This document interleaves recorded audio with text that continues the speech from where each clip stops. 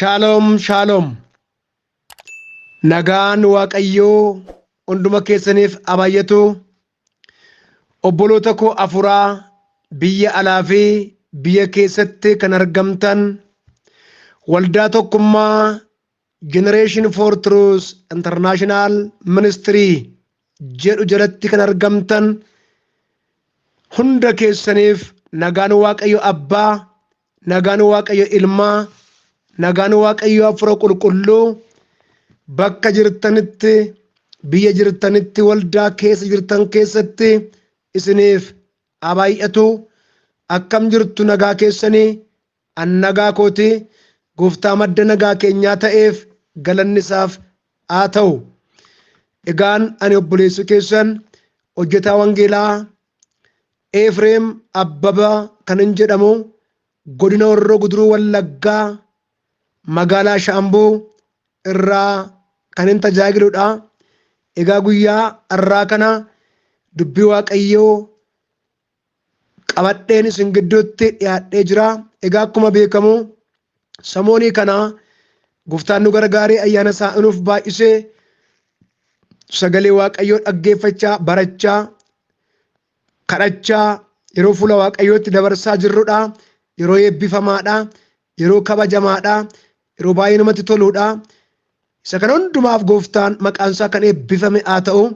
Egaa paasteroonni, raajonni, tajaajiltoonni Waaqayyo ayyaana isiniif kennee dibata garagaraan ayyaana adda addaan as nu gidduutti argamtanii tokkummaa kana keessatti tajaajilaa jirtan Gooftaan bara keessan, jireenya keessan, tajaajila keessan, maatii keessan, waldaa keessan haa eebbisu jechuun jaalladha. Akkuma kana gaggeessitoota ministirii kana, tokkummaa kana Waaqayyo Gooftaan bara keessan haa eebbisu. Tajaajila kana kanaatti qindeessitanii akka sabni Waaqayyoo fayyadamu, akka sabni Waaqayyoo baratu, akka jabaatan, akka ciman gootan Waaqayyo Gooftaan isin haa eebbisu. Eebbifamaa barri tajaajila keessanii haa eebbifamuun isiniin jedha. Sagalee Waaqayyoo iddoo tokko dubbiseen dubbii Waaqayyoo wajjiniitiin barannaa. Sagalee Waaqayyoo ani dubbisu ergaa Phaawulos qulqullichaa isa jalqabaa gara Xiimotewos boqonnaa 4 lakkoofsa 1 irraa jalqabee nan dubbisa. Akkas jedha. Boqonnaa 4 1 irraa amiti dhiifama. Boqonnaa 4 lakkoofsa 6 irraan dubbisa. Akkas jedha. Obboloonni kana akka baran yoo goote Kiristoos Yesuusiif hojjetaa isaa baay'eessa in taata.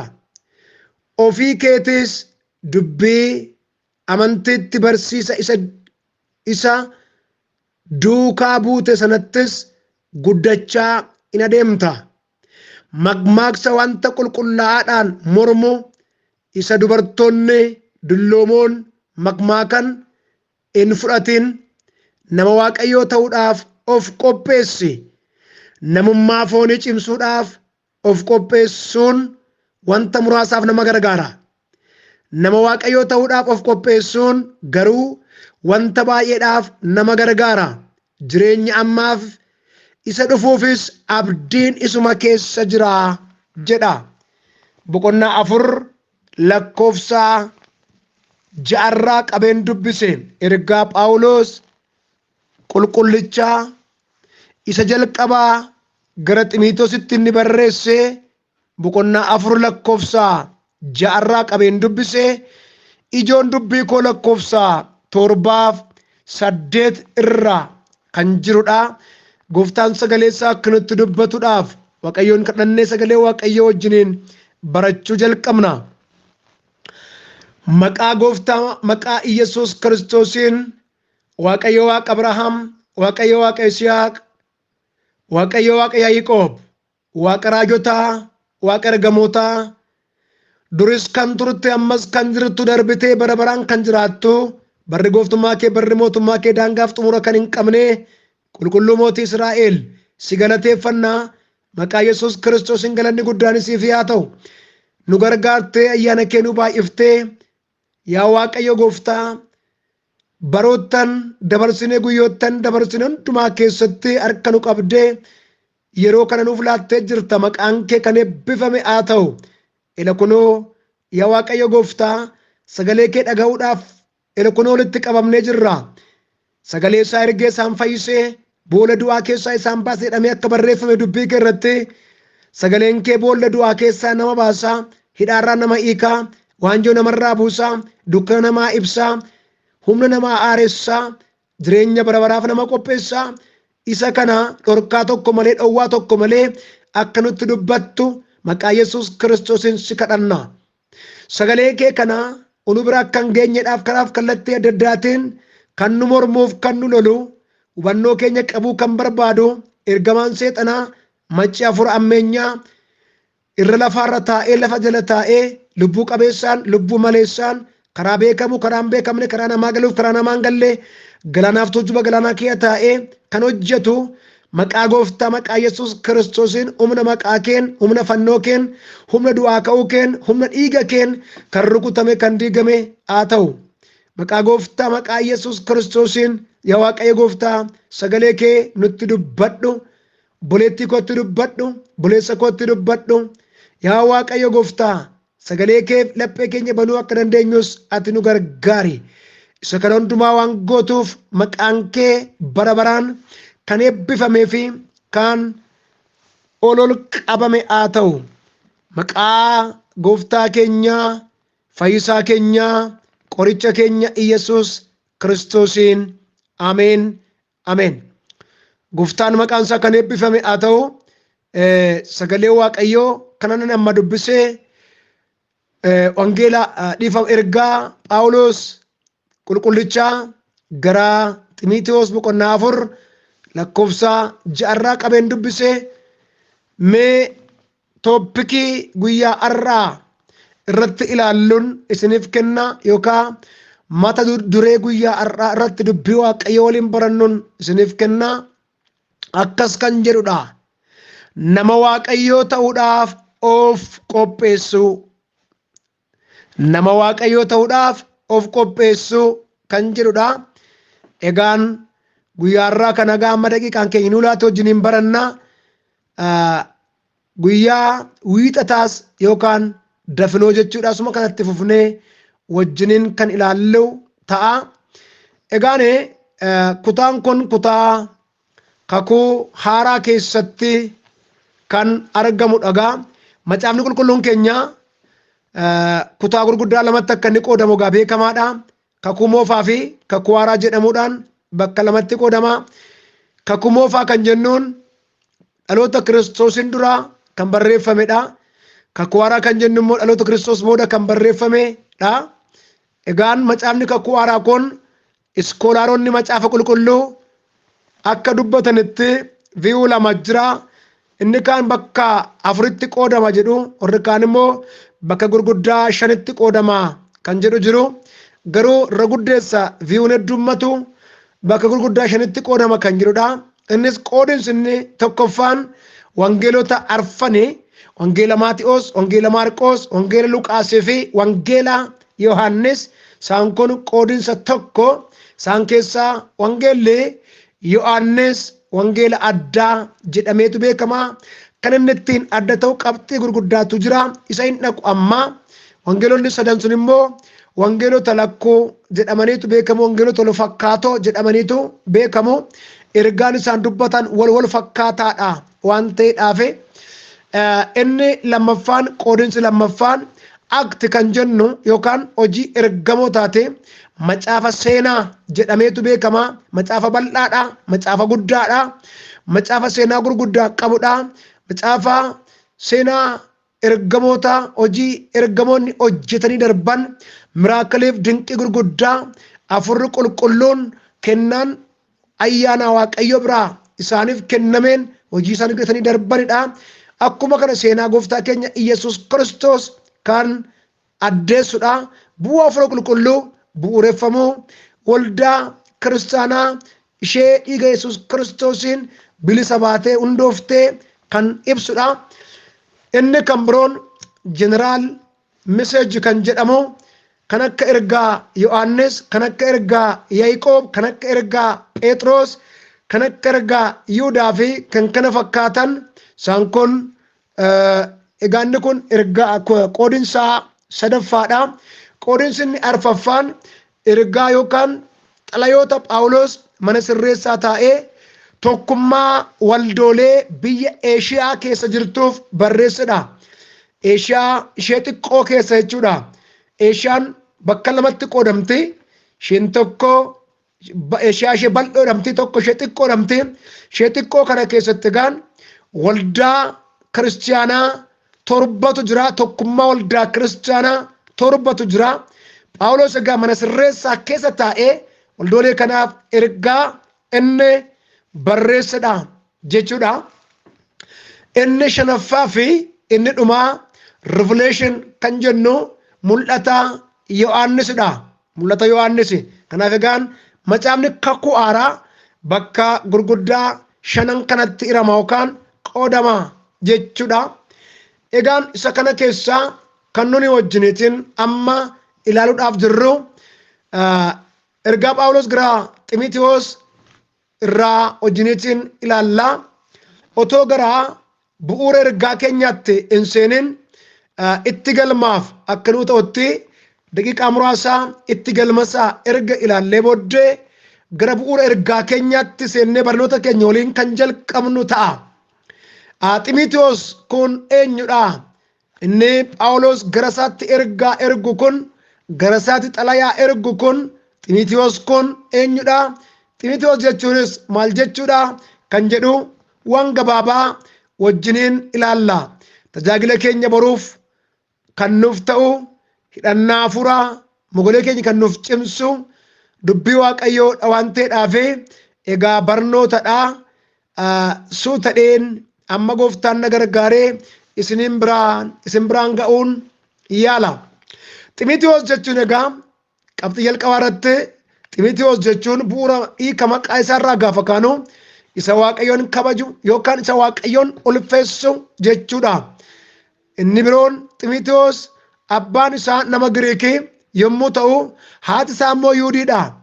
Nama qomoo lama gidduudhaa ba'eedha jechuudha. Hojii Ergamootaa boqonnaa 16 lakkoofsa 1 gaafa dubbistan argachuu dandeessu. Abbaan isaa Giriikii, haati isaa Yihudiidha.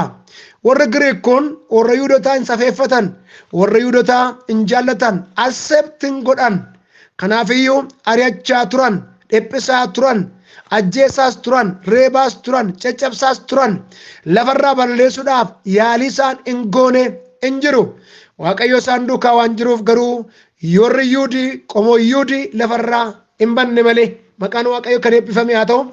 Keessumaa bara cimsaa kakuu moofarraa gara kakuu haaraatti barri bara cimsaa bara ta'e sana keessaa waggaa 400 mootummaa Giriik kanatu bulchaa ture.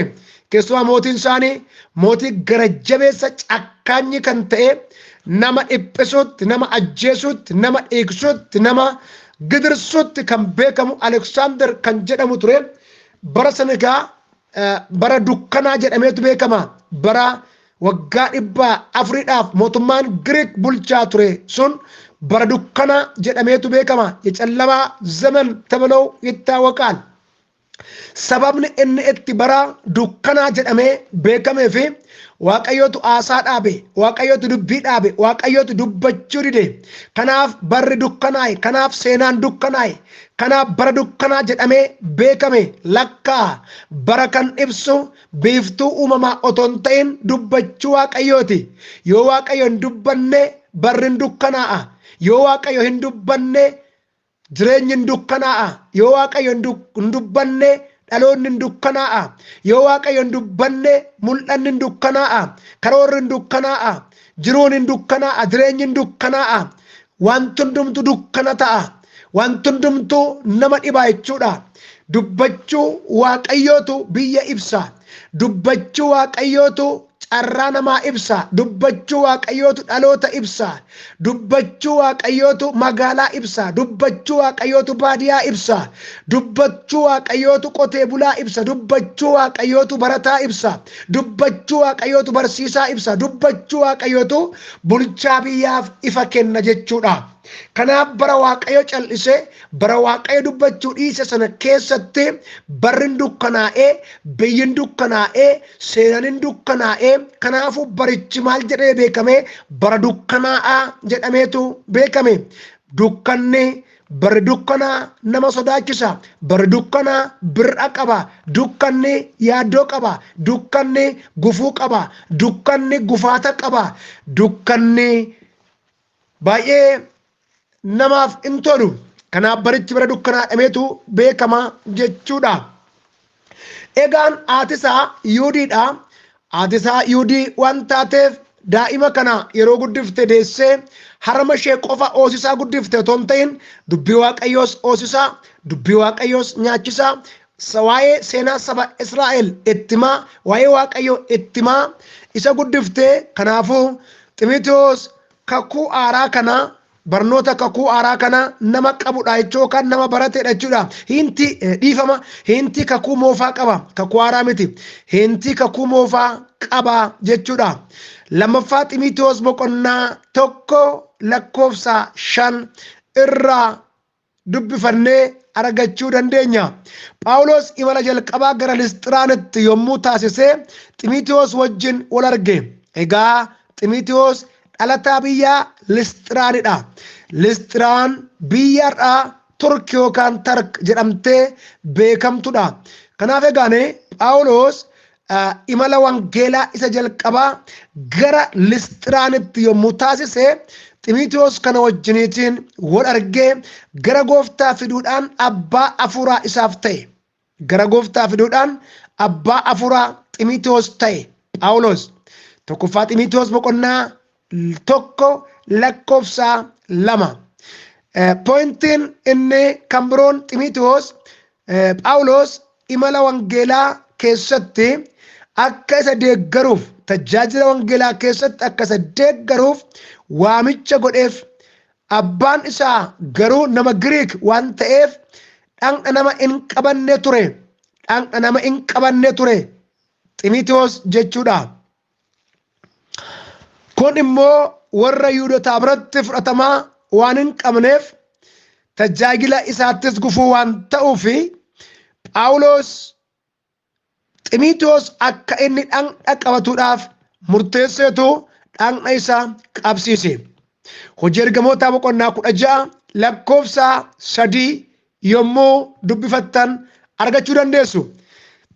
Sana booddee Ximotewos tajaajila wangeelaa Maqedooniyaa fi Akayyaa ture keessatti hirmaateera. Hojii Ergamootaa 12:14 irratti jechuudha. Ximotewos sana booda jijjiiramee geeddaramee afuraan tuqamee maal ta'ee tiksee waldaa Efesoon yookaan gaggeessaa waldaa Efesoon ta'uudhaan nama tajaajilaa turedha. Bara ergaan kun barreeffame, bara ergaan Ximotewos kun barreeffame vi'uu lama jira. Vi'uun tokkoffaan bara araaraa 63 amma 65 gidduu kan jedhudha. Vi'uu lammaffaan 66 fi 67 gidduu kan jedhudha. Egaa irra guddeessi vi'uu 63 kan jedhutu jira jechuudha. Egaane Phaawulos inni ergaa kana Ximotewosiif barreessu bara tajaajila isaa keessatti gidiraa gurguddaa keessa dhaabbatee, dhiphina gurguddaa keessa dhaabbatee, ari'atama gurguddaa keessa dhaabbatee, beelaaf dheebuu gurguddaa keessa dhaabbateetu adaraa isatti kenname kana akka ta'utti adeemsisaa akka ta'utti tajaajilaa nama turedha. Maqaan Waaqayyoo kan eebbifame haa ta'u. Kanaaf Phaawulos mana hidhaa Roomaatii erga gadhiifamee otoo hedduu hin turin ergaa Ximotewosiif ergaa Tiitos barreessee Phaawulos bara tajaajila isaa egaa harka caalu mana hidhaa keessatti kan dabarsedha. Mana hidhaa keessatti kan dabarsedha. Umurii isaa waggaa 30tti gooftaa fudhate Phaawulos umurii waggaa 35 mana gooftaa keessa tajaajilee umurii waggaa 60ffaa isaatti immoo sacrifice ta'e yookaan aarsaa ta'e jechuudha. Umurii tajaajila isaa waggaa 35 keessaa waggaa 25 mana hidhaatti kan dabarse yommuu ta'u waggaa 15 immoo magaalaaf baadiyaa adeemuudhaan wangeela gooftaa kana babal'isaa namoota dukkana keessaa gara ifaatti, du'a keessaa gara jireenyaatti fidaa, mangaagaa du'aaf mangaagaa si'ool keessaa butee baasaa nama turedha. Maqaan Waaqayyoo haa eebbifamu. Ergaan Xiimotewos 1ffaa fi 2ffaa, ergaan Tiitoo xalayoota eegdota jedhamanii egaa kan beekamanidha. Kaayyoon ergaan Xiimotewos itti barreeffame kaayyoo gurguddaa 3 qaba. Egaa Phaawulos ergaa kana Xiimotewosiif yommuu barreessu kaayyoo gurguddaa 3 kaayyeeffateetu isaaf barreessa. Kaayyoon inni tokkoffaan waldaa kiristaanaa Eeshiyaa keessa jirtu yookaan Isiyaa keessa jirtu akka kunuunsuuf, akka tiksuufidha. Xiimotewos waldaa kana akka kunuunsuuf, akka eeguuf, akka tiksuuf kanadha kaayyoon isaa inni jalqabaa. Kaayyoon isaa inni lammaffaan barnoota sobaa waldaa kiristaanaa irraa cimee akka ittisuufi. Tokkoffaa Xiimotewos boqonnaa 2 lakkoofsa 3 yoo dubbiftan argattu. Bara sana keessa egaa baratti barnoonni sobaa, barumsi fakkaatee irraa amantoota kaachisu, barnoonni fakkaatee irraa amantoota dogoggorsu ka'ee waan jiruudhaaf bukkeedhaan barumsi dhugaan akkuma barsiifamu, wangeelli dhugaan akkuma barsiifamuu fi akkuma lallabamu, akkuma kana immoo barumsi sobaa immoo bukkeedhaan ka'eetu waldaa kiristaanaa kana diiguudhaaf, namoota dogoggorsuudhaaf ka'ee jira waan ta'eef isa kana jabaatee cimee akka inni irraa ittisudha. Kaayyoon isaa inni sadaffaan waldaa kiristaanaaf fakkeenya ta'ee akka eegu yookaan akka gaggeessu. Inni kuni kaayyoo isa guddaadha. Maqaan Waaqayyoo kan eebbifame haa ta'u. Egaan gara tooppikii keenyaatti yommuu dhufnu nama Waaqayyoo ta'uudhaaf of qopheessu kan jedhu wajjiniitiin ilaalla. Egaa nama Waaqayyoo ta'uudhaaf of qopheessu na caqasaa. Nama Waaqayyoo ta'uudhaaf of qopheessu. Nama Waaqayyoo jechuun maal jechuudha? Namni Waaqayyoo eenyudha? Har'aa akkuma addunyaatti gaafa ilaalle nama Waaqayyoo jechi jedhu kun bal'atee baay'atee jira. Aadaa ta'ee jira. Haasaa dhalootaa ta'ee jira. Nama Waaqayyoo jedha namni. Karaatti ol argees nama Waaqayyoo jedha. Mana bunaattis nama Waaqayyoo jedha. Hoteelattis nama Waaqayyoo waliin jedha. Namni Waaqayyoo kun eenyudha? Namni Waaqayyoo kun maal fakkaata? Adeemsi isaa maal fakkaata? Hojiin isaa maal fakkaata? Gochaan isaa maal fakkaata? Dalagaan isaa maal fakkaata? Namni Waaqayyoo kun eenyudha? Eenyuun nama Waaqayyoo jechaa jirraa? Namuma waldaa oolee galuun nama Waaqayyoo jenna ta'a. Namni Waaqayyoo namuma waldaa oolee galuudha miti. Namni Waaqayyoo jedhamuun wangeelaawii jedhamurra hin caalaam. Nama Waaqayyoo jedhamuun wangeelaawii jedhamurra hin caala. Nama Waaqayyoo jedhamuun raajii jedhamurra hin caala. Nama Waaqayyoo jedhamuun paastoor jedhamurra hin caala. Nama Waaqayyoo jedhamuun faarfataa jedhamurra hin caala. Nama Waaqayyoo jedhamuun ergamaa jedhamurra hin caala. Sababiin isaa iyyuu namni Waaqayyoo jechuun nama sirriitti fayye, nama sirriitti Kiristoos Yesuusin fakkaatu jechuudha.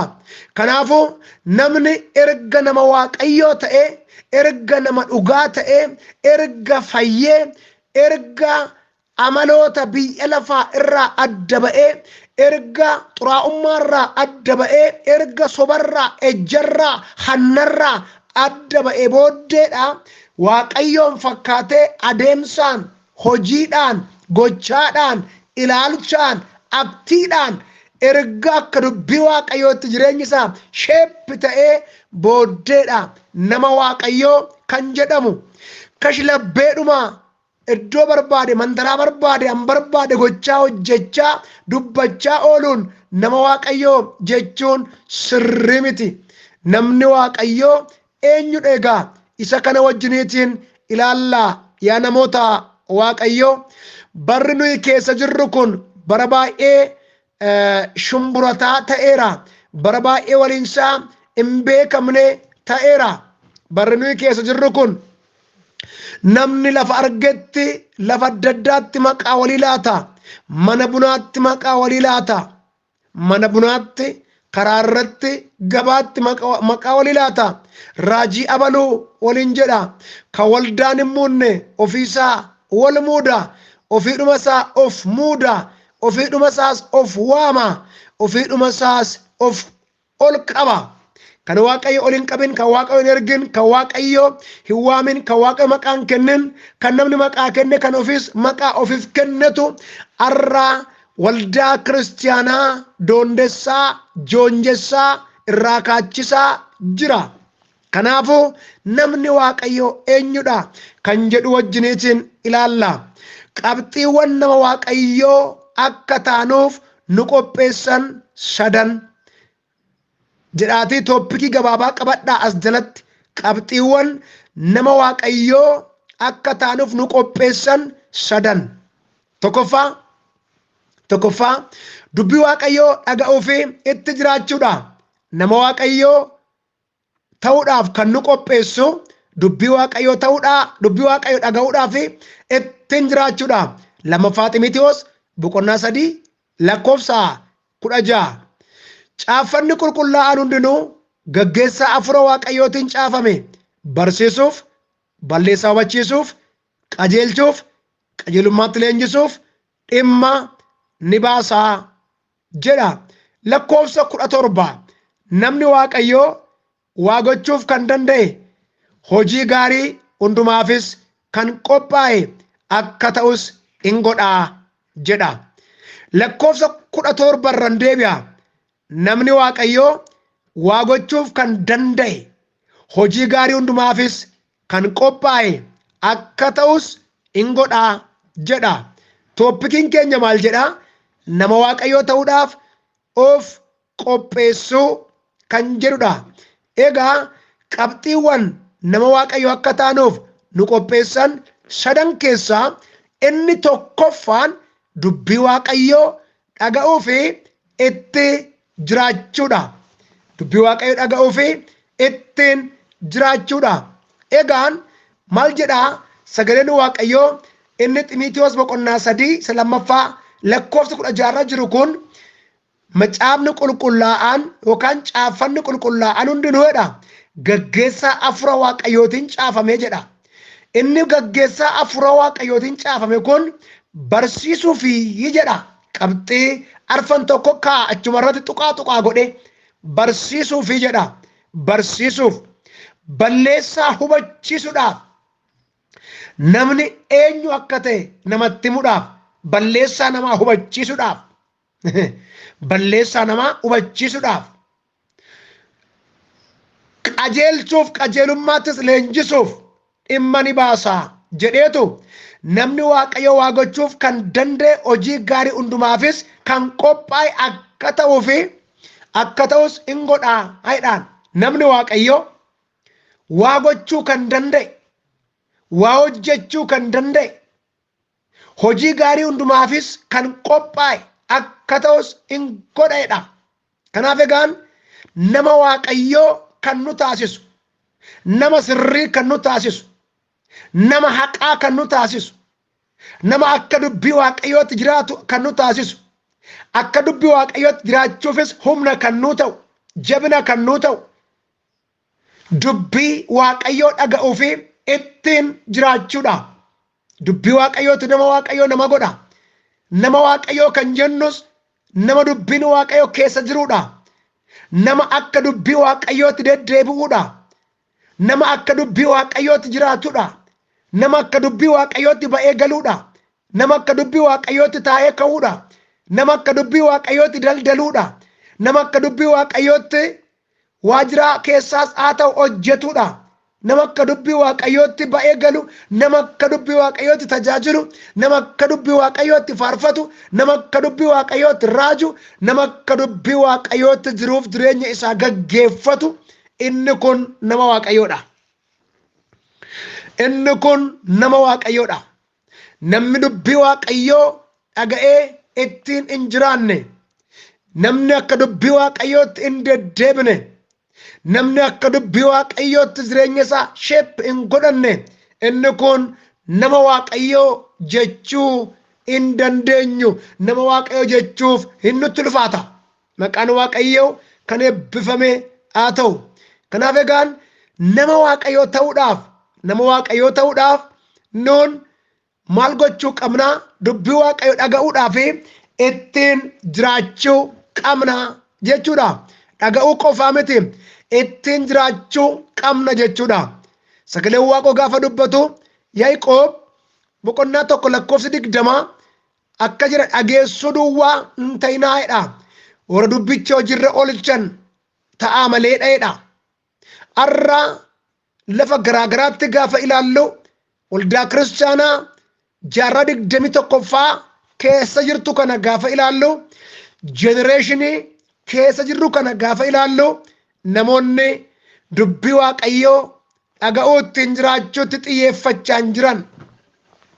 Hin fakkaatu malee sirriitti ta'anii hin jiran.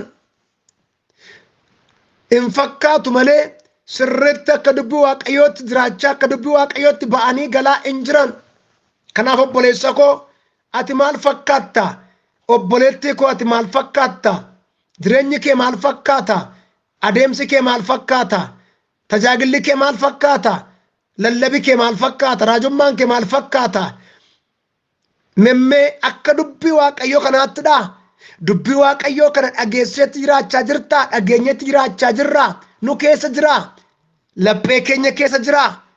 Garaa keenya keessa jira. Yaada keenya keessa jira. Qalbii keenya keessa jira. Adeemsi keenya dubbii waaqayyootiin ta'eera. Maqaan waaqayyoo kan eebbifame haa ta'u. Kanaaf akka dubbii waaqayyootti jiraachuutu nurraa eegama. Kanaaf egaan qabxiin inni nama waaqayyoo nu taasisu 3 keessaa inni tokkoffaan dubbii waaqayyoo dhaga'uudhaaf ittiin jiraachuudha. Dubbiin waaqayyoo nama taasisa. Namni dubbii waaqayyoo gaafa dhaga'u, sagalee waaqayyoo gaafa baratu maal ta'a? Hojiin amminaa, hojiin jal'inaa, hojiin biyya lafaa, hojiin dukkanaa, amalli waaqayyoo hin barbaanne, yaadi waaqayyoo hin barbaanne irraa lafa naqama, irraa cirama, irraa baafama, irraa bu'a. Sana booda nama waaqayyoo ta'a. Maqaan waaqayyoo kan eebbifame haa ta'u.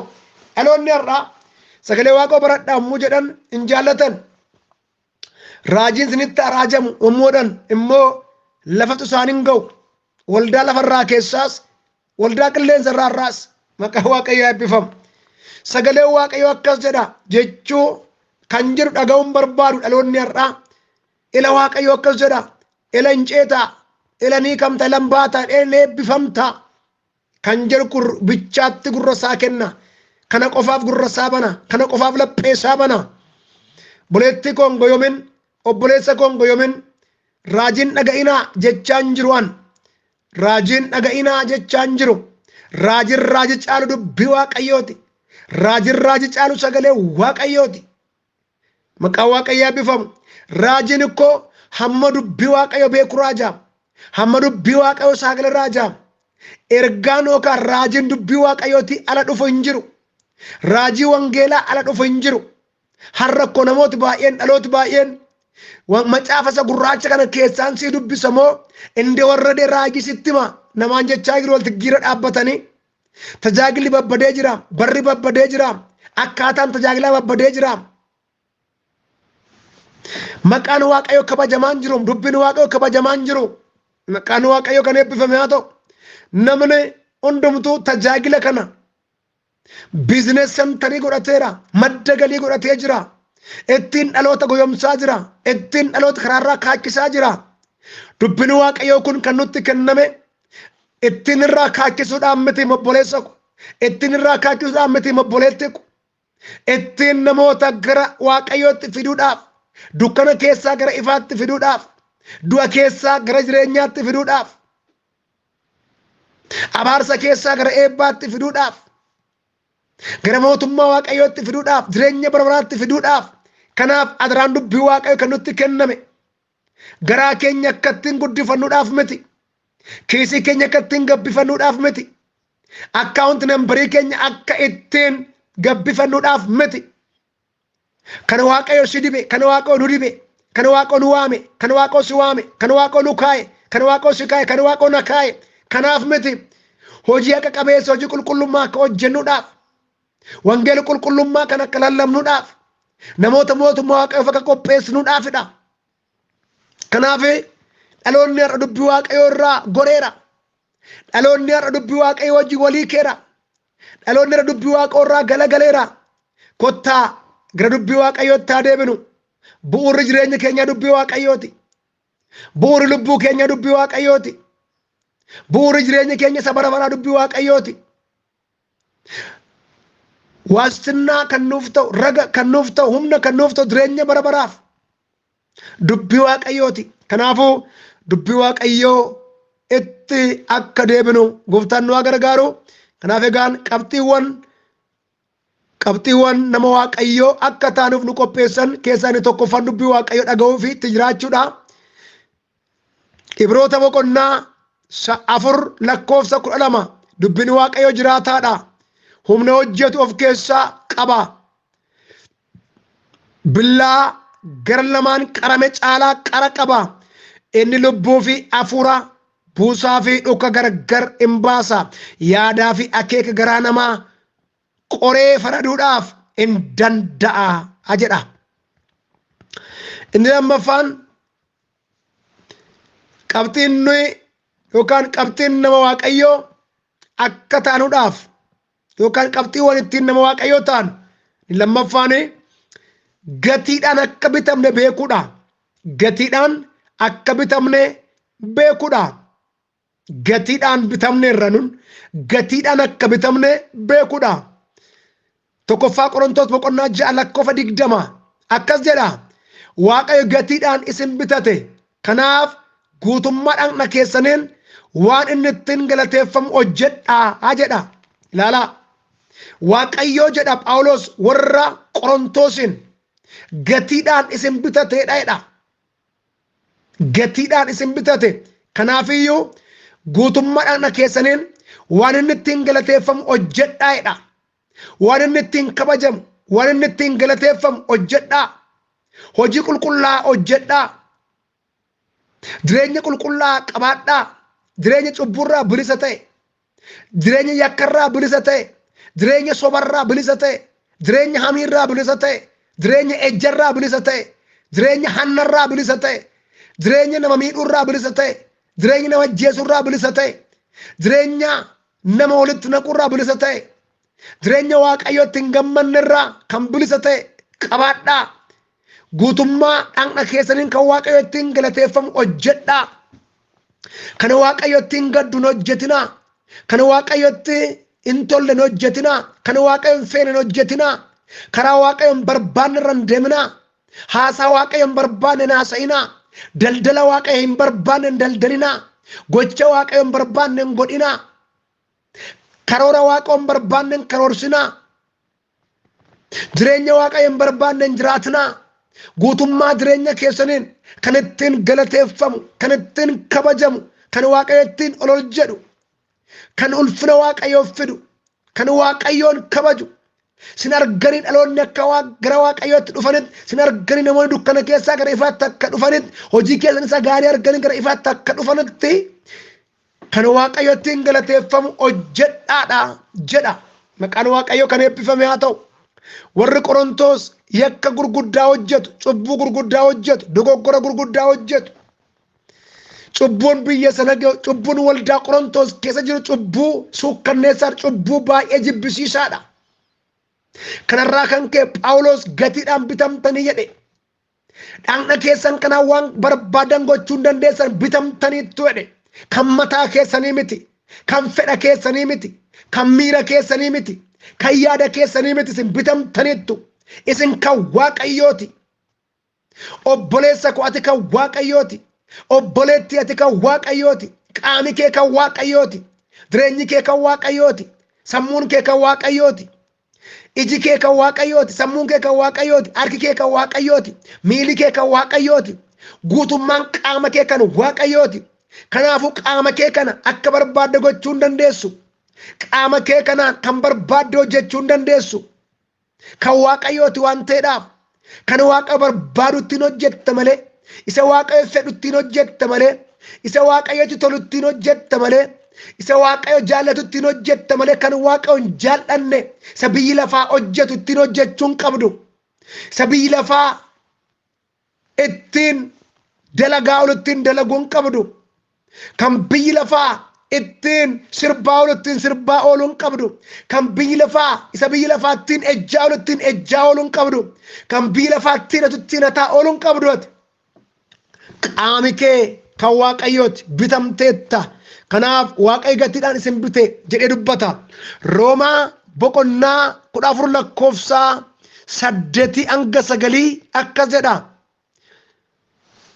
yoo jiraanne akeeka gooftichaatiin jiraanna duunus akeeka gooftichaatiin duuna egaa jiraannus duunus nuyi kan gooftichaatiyedha jiraannus duunus kan gooftichaatiyedha kanaafiyyuu nama waaqayyo ta'uudhaaf gatiidhaan akka bitamne beeknee isa nu bitate sanaaf jiraachuudha akka fedha isaatti akka jaalala isaatti akka sagalee isaatti jiraachuudha kana yoo goone nama waaqayyo taana kana hin goonu taanaan nama waaqayyo ta'uu hin dandeenyu otoo somnu nama waaqayyo jedhamuu hin dandeenyu raajii sobaa otoo dubbannu nama waaqayyo jedhamuu hin dandeenyu faarfanneef nama waaqayyo hin jedhamnu lallabneef nama waaqayyo hin jedhamnu barsiifneef nama waaqayyo hin jedhamnu akka dubbii waaqayyootti jiraanneef nama waaqayyo jedhamna malee akka sagalee waaqayyootti yoo deddeebine nama waaqayyo jedhamna malee maqaan waaqayyo keenya kan eebbifameef kan galateeffame haa ta'u inni sadaffaan waaqayyoof adda ba'uudhaan kan nuti ittiin nama waaqayyo ta'uu dandeenyu waaqayyoof adda ba'uudha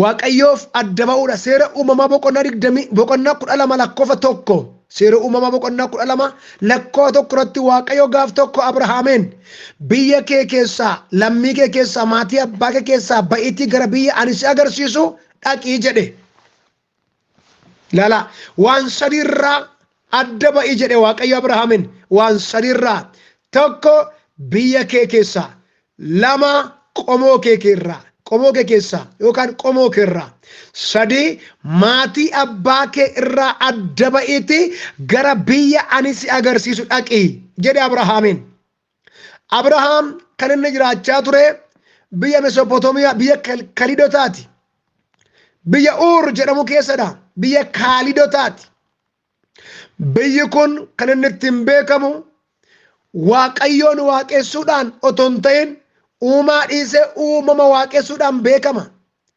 ji'a waaqessuudhaan beekama urjii waaqessuudhaan beekama madda laga waaqa tolfamaa waaqeffachuudhaan beekama biyyi kun kanaafuu waaqayyo Abrahaam biyyicha keessaa akka adda isaa ba'u barbaade nama isaa akka ta'u barbaade mucaa isaa akka ta'u barbaade kanaaf biyya kana keessaa ba'i jedhe lammaffaa qomoo kee keessaa kan jedhee fi qomoon Abrahaam qomoo waaqa tolfamaaf aarsaa dhiyeessanidha qomoo waaqa tolfamaaf akka hangafummaatti waamamanii qalanii dhibaafatanii waa godhanii aarsaa dhiyeessan waan ta'aniif qomoo kee keessaa iyyuu adda ba'i ittiin jedhe inni sadaffaan maatii kee keessaa adda ba'ii jedhe Abrahaamiin waaqayyo maatiin Abrahaam abbaan Abrahaam Taaraan waaqa tolfamaati bocee guyyaa guyyaatti gabaa baasee gurgura waaqa tolfamaa horsiisuudhaan beekama waaqa tolfamaa horsiisuudhaan beekamu maatiin Abrahaam guyyaa guyyaatti waaqa tolfamaa haaraa isaa waaqeffatu sakaleessa waaqeffatan arra waaqeffatan isaarra waaqeffatan boruu waaqeffatan haaraa isaa waaqeffatu maqaan waaqayyoo kan eebbifame haa ta'u maatiin Abrahaam waggaatti waaqa tolfamaa 365 waaqeffatu waggaatti waaqa tolfamaa 365 waaqeffatu Kana jechuun guyyaa guyyaatti kan waaqeffatan waaqa tokko tokko kan mataa danda'e qabu jechuudha. Kanaaf maatiin kun maatii waaqeffannaa sirrii irraa dagate irraa godhe irraa kufe waan ta'eedhaaf. Maatiin kun maatii waaqa dhugaa hin beekne waan ta'eedhaaf. Maatiin kun maatii uumaa isaanii hin beekne waan ta'eedhaaf. Abrahaamin Waaqayyo maatii kee kanarraa adda ba'ii jedhe. Obboleessaa arra hiriyyaan kee maal fakkaata? Hiriyyaan kee maal fakkaatti? Arra kanatti wajjiniin walitti firoomtee jirtu, kanatti wajjiniin hariiroo godhattee jirtu maal fakkaata? Maal fakkaatti? Amalli kee, yaadni kee, gochi kee, deemsi kee maal fakkaata? Irraa adda ba'ii jedha Waaqayyo. Akka ulfina Waaqayyootti kan hin taane yoo ta'e, akka yaada Waaqayyo kan hin taane, akka sagalee Waaqayyootti kan hin taane yoo ta'e, Waaqayyoon kan gaddisiisu yoo ta'e, Waaqayyoon kan aarsu yoo ta'e irraa adda ba'ii. Jireenya keetti miidhama. Waaqa wajjii walitti buuta. Waaqayyo wajjii wal fincilta. Waaqayyo wajjii wal finciltennaan Waaqayyo si dhiisa jennaan nagaa si dhiisa, fayyaa si dhiisa, gaa'ila si dhiisa, eebba si dhiisa, ifa si dhiisa, biyya si dhiisa, dhaloota si dhiisa, tajaajila si dhiisa, waldaa si dhiisa, dhalootatu si tuffata, dhaloota sirraa galagala. Nama Waaqayyo jibbe arfaasaa jibba, nama Waaqayyo jibbe birraatu jibba, nama Waaqayyo dhiise jibbe bira darbe, nagaaf nageenyatu qabeenyatu jibba, karaaf karooratu jibba. Nama Waaqayyo jaalate garuu hunda jaalata. Nama Waaqayyo itti araarame, nama Waaqayyo itti deebi'e eebba hundumaatti itti deebi'a waan ta'eedhaaf. Kanaaf adda ba'ii jedhee Abrahaamin itti hime. Kanaaf nama Waaqayyo ta'uudhaaf maal gochuu qabna? Adda ba'uu qabna. Adda ba'uu jechuun maal jechuudha? Qulqullaa'uu jechuudha. Adda ba'uu jechuun maal jechuudha? Waaqayyoof jiraachuu jechuudha. Cubburraa adda ba'uu, yakkarraa adda ba'uu, waan ulfina Waaqayyoof hin taane hundumaarraa adda ba'uu jechuudha. Maqaan Waaqayyoo kan eebbifame haa ta'u. Har'a dhaloonni nuyi keessa jirru otuma yakka hojjetuu faarsa. Faarfannaan baafadha jedha. Guyyaa galatoon qopheeffadhe kottaa naa eebbisaa jedha. Jireenyi isaa eebban qabu. Faarfannaa eebbisiifata. Jireenyi isaa Waaqa wajjin hin jiru. Faarfannaa eebbisiifata. Jireenyi isaa akka dubbii Waaqayyootti miti. Faarfannaa eebbisiifata. Faarfannaa baasuun nama Waaqayyoo ta'uu keenyaaf wabiin ta'u. Sirbitoonni sirba baasu. Inni kun wabiin ta'u. Nama Waaqoon hin jechisiisu. Maqaan Waaqayyoo kan eebbifame haa ta'u. Kwaarii keessa tajaajiluun nama Waaqoon hin jechisiisu. Lallabuun nama Waaqoon hin jechisiisu. Raajii maqaa raajii baachuun nama Waaqoon hin jechisiisu. Maqaa tiksee baachuun nama Waaqoon hin jechisiisu. Maqaa gaggeessaa waldaa baachuun nama Waaqoon hin jechisiisu. Yoo Waaqayyoof adda baane nama Waaqayyoo taana malee. Yoo Waaqayyoof adda baane nama Waaqayyoo jedhamna malee. Gooftaan maqaan isaa eebbifamu. Xiimotewos 1:6 akkas jedha. Ati garuu yaa nama Waaqayyoo kana hundumaa irraa fagaadhu, qajeelinaaf akka nama Waaqayyootti jiraachuudhaaf amantiidhaan, jaalalaaf, obsaaf, gara laafummaadhaaf dhama'ii jedha. Lammaffaa Xiimotewos 3:17 itti fuftanii dubbifachuu dandeessu. Egaan jalqaba iddoon dubbisee Xiimotewos ni jalqaba boqonnaan 4:7 nama Waaqayyoo ta'uudhaaf of qopheessu jedhe. Namummaa fooniidhaaf of qopheessuun wanta muraasaaf nama gargaara. Nama Waaqayyoo ta'uudhaaf of qopheessuun garuu jireenya ammaaf isa dhufuufis nama gargaara. Dhimma baasaadha jedha. Kan Waaqayyo eebbifamu. Namummaa fooniif of qopheessuun har'aaf nyaachuu qofaa ta'a. Har'aaf nyaachuu qofaa ta'a. Har'aaf dhuguu qofaa ta'a. Har'aaf abbaa gamoo ta'uu qofaaf ta'a. Har'aaf abbaa konkolaataa ta'uu qofaaf ta'a. Har'aaf abbaa taayitaa lafa kanarraa ta'uu qofaaf ta'a. Har'aaf obbo Gaasha jedhamuu qofaaf ta'a. Har'a qofaaf jireenyi boruu keessa hin jiru. Jireenyi bara baraa keessa hin jiru. Ulfinni bara baraa keessa hin jiru. Boqonnaan bara baraa keessa hin jiru. Nama foonii ta'uudhaaf of qopheessinu. Maqaan Waaqayyoo haa eebbifamu. Nama waaqayyoo ta'uudhaaf gaafa of qopheessinu garuu jireenya har'aafis dhimma baasa, isa dhufuufis dhimma baasa, isa bara baraafis dhimma baasa, gara isa bara baraattis nu geessaa jechuudha. Kanaaf nama waaqayyoo ta'uudhaaf inni kan nu gargaaru yookaan kan nama waaqayyoo nu taasisu qabxii sadaffaan waaqayyoof adda ba'uudha. Maqaan waaqayyoo kan eebbifame haa ta'u. Asuma jalatti mata duree kan biraa wajjiniitiin ilaalla. Nama waaqayyoo ta'uudhaaf nama waaqayyoo ta'uudhaaf kan nu qopheessan qabxiiwwan sadan wajjiniitiin ilaalleerraa. Amma immoo mata duree xiqqaa asuma jalatti ammas wajjin ilaallaa. Mallattoo nama waaqayyoo mallattoo namni waaqayyoo ittiin beekamu. Mallattoo namni waaqayyoo ittiin beekamu. Mallattoo namni waaqayyoo ittiin beekamu. Tokkoffaan yookaan 3.1 jettanii mallattoo namni waaqayyoo ittiin beekamu 3.1 jettanii qulqullummaadhaan beekama. Namni waaqayyoo qulqullummaadhaan beekama. Namni waaqayyoo qulqulluudha. Ilaalchaan qulqulluudha. Adeemsaan qulqulluudha. Gochaadhaan qulqulluudha.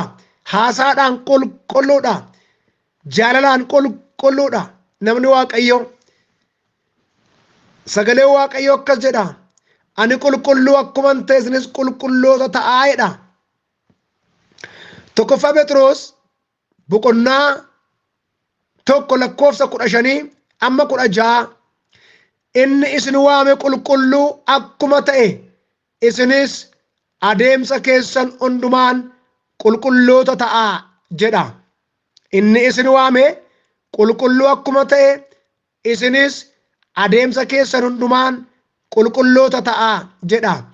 Adeemsa keessan hundumaan inni jedhu kun adeemsa keessan hundumaan, gochaa keessan hundumaan, yaada keessan hundumaan, dalagaa keessan hundumaan, lafa namni isin argutti, lafa namni isin hin arginetti, halkanitti, guyyaatti qulqulluu ta'aa jedha.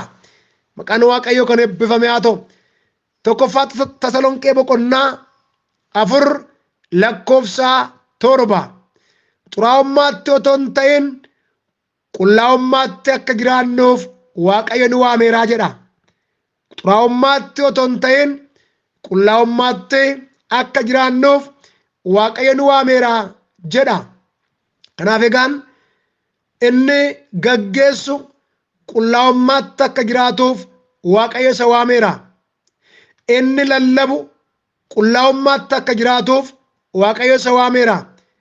Inni raaju qullaa'ummaatti akka jiraatuuf waaqayyo isa waameera. Tikseen inni tiksu yookaan paastoriin inni jedhamu qullaa'ummaatti akka jiraatuuf waaqayyo isa waameera.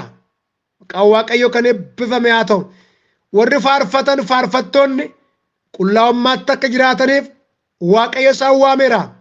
Waaqayyo yakkatti, cubbutti, biyya lafaa fakkaachuuf, hojii biyya lafaa hojjechuutti matumaa abadan nu waamne. Xuraa'ummaa keessaa nu waame gara qulqullummaatti, dirree xuraa'ummaa keessaa dirree qulqullummaatti, dirree sobaa keessaa dirree dhugaatti, dirree ejjaa keessaa dirree qulqullummaatti, dirree jibbaa keessaa dirree jaalalaatti, dirree tokkummaa diiguu keessaa dirree tokkummaa ijaaruutti, dirree wal jibbuu wal gatuu keessaa dirree tokkummaa uumutti waaqayyo nu waameera. Kanaaf obboleessaa kanatti waamamtee jirtu har'a mana waaqayyoo keessatti carraa fayyinaa argattee dhiiga Yesuus Kiristoosin kan bitamtee jirtu qulqullummaatti jiraattee jireenya bara baraatti akka galtuuf jireenya bara baraaf akka qophooftuuf. Kanaaf mallattoon namni waaqayyo ittiin beekamu inni tokkoffaan qulqullummaadhaan beekama. Qulqullummaadhaan beekama. Inni lammaffaa mallattoon namni waaqayyo ittiin beekamu amantii isaa eeggachuudhaan beekama. amantii isaa eeggachuudhaan beekama. Amantii isaa eeggachuudhaan beekama. Amantii isaa eeggata. Nan dubbisa. Tokkoffaa Xiimotewos boqonnaa tokko lakkoofsa 19. Kanaafis amantii yaada garaa qullaa'aas qabaadhu. Amantii yaada garaa qullaa'aas qabaadhu. Namoonni tokko yaada garaa isaanii tuffachuu isaaniitiin amantii isaanii akka caccabaa markabaatti hurreessaniiru jedha. Amantii isaanii akka caccabaa markabaatti hurreessaniiru jedha. Macaafa faarfannaa boqonnaa 116 lakkoofsa 10 yeroo ani guddisee rakkadheera jedhetti iyyuu ani amantii koo hin ganne jedha. Yeroo ani guddisee rakkadheera jedhetti iyyuu ani amantii koo maal hin goone hin ganne eeggadheeraadha Daawit. Galanni Waaqayyoof haa ta'u. Maal jedha Phaawulos Xiimotewosiin? Kanaafis amantii yaada garaa qullaa'aas qabaadhu jedha. Amantii tokko yaada garaa qullaa'aas qabaadhu jedha. Namoonni tokko jedha yaada garaa isaanii tuffachuu isaaniitiin jedha amantii isaanii akka caccabaa markabaatti hurreessaniiru jedha. Har'a namoonni baay'een hojjettoonni tajaajiltoonni amantoonni baay'een amantii caccabaa baatanii waldaa kee ta'u. Amantii caccabaa laala markabi caccabaan waa hin baasu. Markabi caccabaan nama hin ceesisu. Galaana nama hin ceesisu. Laga nama hin ceesisu. Caccabaadha. Bishaan galcha. Ofiiyyuu nyaatama. Ofiiyyuu gadi bu'a. Gannama buusa. In liqimsama. Nama liqimsiisa. Nama jalaa urraa'a. Nama hurreessa. Nama jalaa caccaba. Nama caccabsa. Akkuma kana amantii caccabaanis akkuma kanaati. Amantii caccabaa jechuun kan hin eegamne, fayyaansaa kan hin eegamne, qajeelummaadhaan kan hin eegamne, qulqullummaadhaan kan hin eegamne, akka dubbii Waaqayyootti kan hin taane, akka dubbii Waaqayyootti kan hin jiraanne jechuudha. Kanaaf namni Waaqayyoo mallattoon isaa inni lammaffaan amantii isaa eeggachuudhaan beekama. Gooftaan isa dhageenyinuuf haa eebbisu. Har'aaf asumarratti kan xumurru ta'a. Isa dhufu itti kan fufnu ta'a. Har'aaf asumarratti amantii isaa eeggachuudhaan beekama jennee dhaabbanna. Gooftaan maqaan isaa bara baraan kan eebbifame haa ta'u. Isaa torbee dhufu akkas jenneet itti fufna. Namni Waaqayyoo yookaan mallattoo namni Waaqayyoo ittiin beekamu of qabuudhaan beekama. Of qabuudhaan beekama jennee itti fufna. Isa dhageenya Gooftaan nuuf haa eebbisu. Gabaabaadhumatti Gooftaa galateeffannaa. Namni nuu kadhatan waan jiraniif kadhata dheeraa hin kadhadhu. Gooftaan isin haa eebbisu. Daqiiqaan koo egaa dheerateera. Obsumaan dhaggeeffadhaa. Gooftaan haa ulfaatu. Maqaa Gooftaa maqaa Yesuus Kiristoos Waaqayyo abbaa keenyaa, Gooftaa keenyaa, fayyisaa keenyaa, qoricha keenyaa, Waaqa irratti lafa irratti bara baraan maqaan kee kan galateeffame kan eebbifame haa ta'u. Waa'ee sagalee keef ulfaadhu. Buloota sagalee kee dhaggeeffatan kana isaan eebbisi. Tokkummaa kana eebbisi. Waldoolee adda addaa maqaa Gooftaan ati eebbisi. Nama sagaleen kun bira ga'u maqaa Yesuus Kiristoosin ati eebbisi. Gargaari. Ayyaanni kee baay'atuuf sagan hundumaa waan gootuuf maqaan kee eebbifamu. Ergaa tokkotu gara koo dhufa. Mul'ata wayiin argaa. Yesuus maqaan isaa kan eebbifame haa ta'u. La gardola vajana kiatra diakla vana mardona kla vajan tardana satakia. Vorra bagala bara bagala rodole vejana mamaga. Ekaturra gajan tardania. Larun dardali vagajanako. Zema galaba janamora bagalaba ragajana kiatra lavazonda. Hallelujah. Yesus Kristos Gooftaadha. Mul'ata wayiin argaa. Qilleensa irratti argaa. Jawwee wayiin argaa. Jawween kun jawwee baay'ee dheeratudha. Biyyaaf biyya walitti kuta dheerinni isaa. Biyyaaf biyya kutee darbaa dheerinni isaa dheeraadha. Jawweonni kun jaw'een kun akka addoonii wayiitti yookaan akka xiyyaara wayiitti nama geejjibsiisa. Isa kaan achi ceesisa, isa kaan as ceesisa, isa kaan achi dabarsa, isa kaan as dabarsa. Guddaadha akka kanaattan ilaala. Baay'ee guddaadha. Sana booda qilleensa irratti waldaa kiristaanaa qilleensa irra jirtu kana afuufeen balleessa jedheetu afaansaa keessaa urka wa'ii urka gadhiisa. Afuura baafata. Yeroo inni afuura baafatu kana samii kana jala qilleensa kana irra indukkaneessa. Qilleensa kana irratti indukkaneessa. Yeroo qilleensa kana irratti dukkana kana gadi gadhiisu akka urkaa kana gadi gadhiisu maal ta'a? Waldooleen yookaan tokkummaaleen qilleensa irra jiran kun hin dadhabu, hin dadhabu, hin mudhukaa'u, humna dhabu, humna dhabu. Humna dhabaniitu akkuma mukti yookaan daraaraa wayii mukarraa gogee harca'u hin harca'u, hin harca'u. Dadhabaniitu laafaniitu harca'u. Hedduun isaanii harcaaniitu namoota muraasa cimee jala dhaabbata. Namoota muraasa cimee dhaabbata. Yesuus Kiristoos gooftaadha. Warri cimanii dhaabbatan kun immoo harka isaanii tol qabaniitu hin ifatu, hin mormu. Nan argaa natti argisiisa.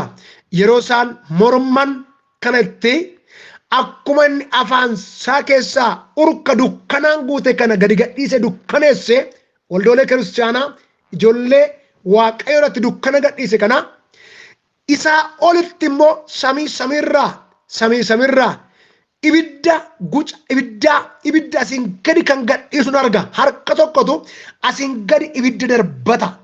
Yeroo abidda darbatu kanatti harkisuun dhaqeetu jawwee kana irratti abiddi kun lafadha. Abiddi kun jawwicharra bu'a. Yeroo jawwicharra bu'u akka laastikii abidda keessa bu'eetti jawween kun hin gubata. Gubateetu walitti marmaramee xinnoo tokkotti galeetu achirraa gadi qilleensarraa furguggifamee dacheetti gad dabalama.